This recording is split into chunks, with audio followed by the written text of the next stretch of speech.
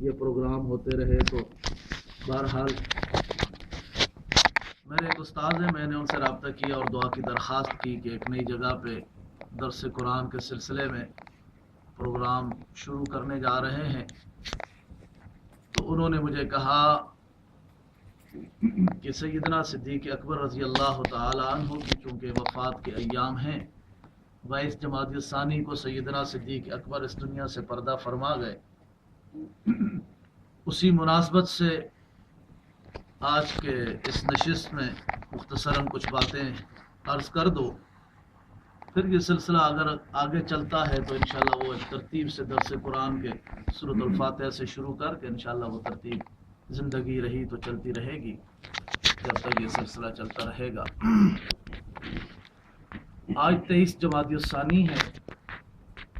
اسلامی کیلنڈر کا یہ مہینہ چھٹا بنتا ہے جی ایسا 6واں مہینہ ہے اسلامی کیلنڈر کا جمادی الثانی. اور 22 جمادی الثانی کو خلیفہ اول بلا فصل سیدنا ابو بکر صدیق رضی اللہ تعالی عنہ اس دنیا سے پردہ فرماتے ہیں اور اس دار فانی کو چھوڑ کر مالک حقیقی کے پاس جاتے ہیں. سیدنا ابو بکر صدیق رضی اللہ تعالی عنہ خلیفہ اول بلا فصل ہیں اور آپ کا نام عبداللہ ہے، کنیت ابو بکر ہے، لقب صدیق اور عتیق ہیں. ابو بکر کسے کہا جاتا ہے؟ ابو بکر کے کیا معنی ہیں؟ 2 جمعے مستقل میں نے اپنے ہاں پر اسی موضوع کے اوپر پچھلا جمعہ بھی اور آج کا جمعہ بھی پڑھایا ہے. ابو بکر اول کو کہا جاتا ہے. با، کاف اور را یہ 3 لفظ مل جائیں، عربی سمجھنے والے آدمی جو ہیں، عربی میں صبح کو بکرا کہا جاتا ہے. عربی میں صبح کو بکرا کہا جاتا ہے. باکرہ کنواری لڑکی کو کہا جاتا ہے جس کی شادی نہیں ہوئی ہو. ابو بکر اسے کہا جاتا ہے جس نے سب سے پہلے اسلام قبول کیا، سب سے پہلے ایمان لائے، اسے ابو بکر کہا جاتا ہے. قرآن پاک کی جو آیات کریمہ میں نے آپ حضرات کے سامنے پڑھی ہیں، سورہ واللیل ہے اور اس کے بعد جو آنے والی سورت ہے اسے سورہ ضحیٰ کہا جاتا ہے. یہ سورۃ اللیل میں اللہ ذوالجلال والاکرام نے سیدنا ابو بکر صدیق رضی اللہ تعالی عنہ کے فضائل و مناقب کو بیان فرمایا ہے. اور آگے والضحیٰ کے اندر اللہ تبارک و تعالی نے اپنے محبوب نبی حضرت محمد رسول اللہ صلی اللہ تعالی علیہ وآلہ آلہ واصحابہ وسلم کے فضائل کو بیان فرمایا ہے. فَأَمَّا مَنْ أَعْطَى وَاتَّقَى وَصَدَّقَ بِالْحُسْنَى. اللہ ذوالجلال والاکرام اپنے محبوب نبی کے اس محبوب ساتھی کی صفات کو بیان فرما رہے ہیں. فَأَمَّا مَنْ أَعْطَى، جس نے سب کچھ نبی کے قدموں پر نچھاور کر دیا، ہر چیز نبی کے قدموں میں دے دی. جب اسلام قبول کیا 25,000 لے کر آئے.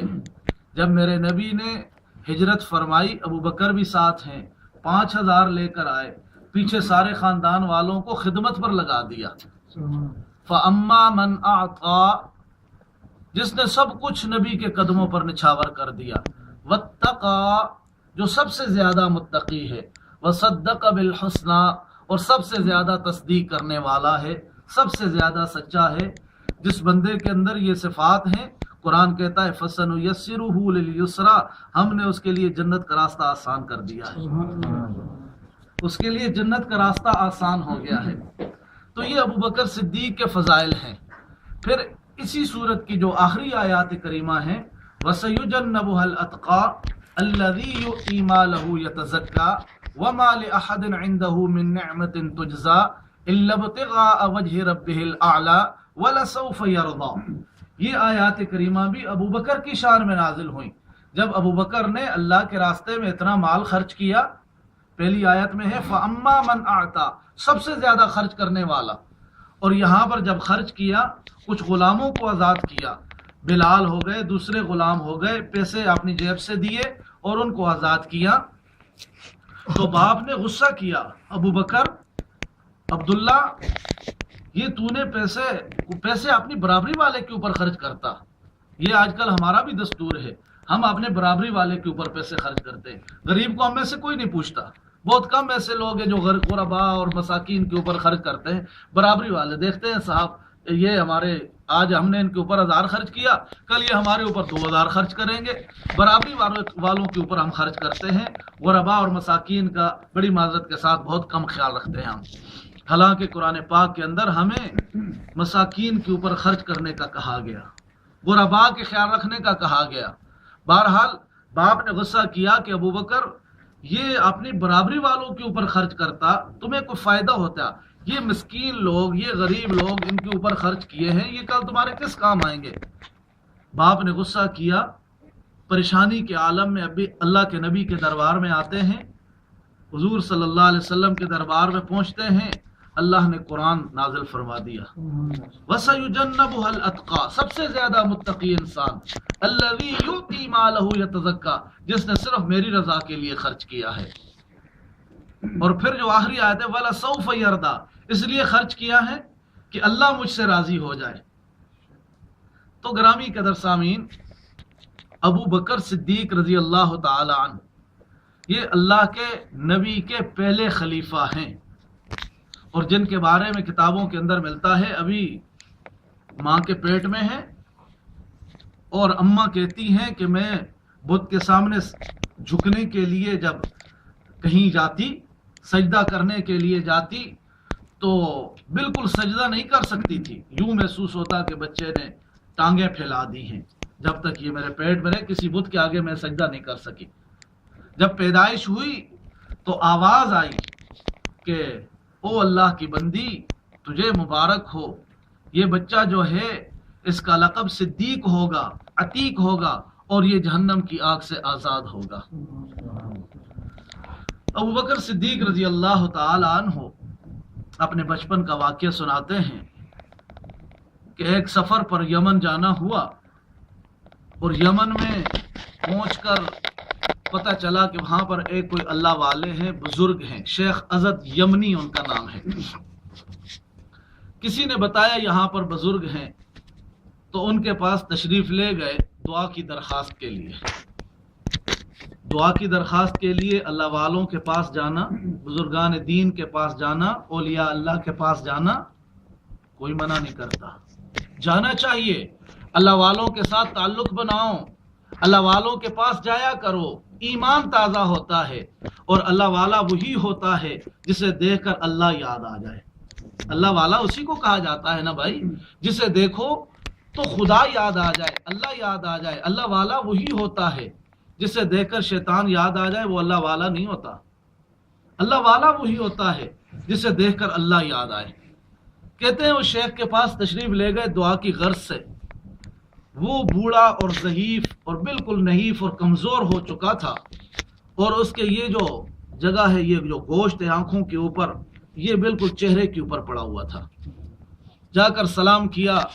उसने पूछा आपका नाम क्या है? फरमाया अब्दुल्ला। कहाँ से आए हो?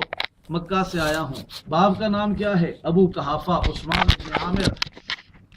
किस कबीले से ताल्लुक है? फलां कबीले से ताल्लुक है। फरमाया कि मुझे बिठाओ। उसे बिठाया गया। उसने अपने चेहरों से वो चमड़ा हटाया, वो गोश्त ऊपर किया और अबू बकर सिद्दीक को देखकर कहता है अल्हम्दुलिल्लाह, आंखों में आंसू आ गए। अबू बकर सिद्दीक फरमाते हैं कि मैं हैरान और परेशान हूँ इसलिए कि मैं खुद दुआ के लिए आया था कि हजरत मेरे लिए दुआ फरमाएं। अब ये मुझे देखकर खुद अल्हम्दुलिल्लाह कह रहे हैं और रो रहे हैं।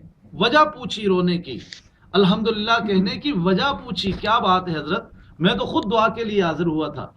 वो कहने लगे کہ میں تورات کا عالم ہوں، زبور اور انجیل کا حافظ اور عالم ہوں، میں نے یہ کتابیں پڑھی ہیں اور ان کتابوں کے اندر میں نے پڑھا ہے ایک نبی آئے گا، نبی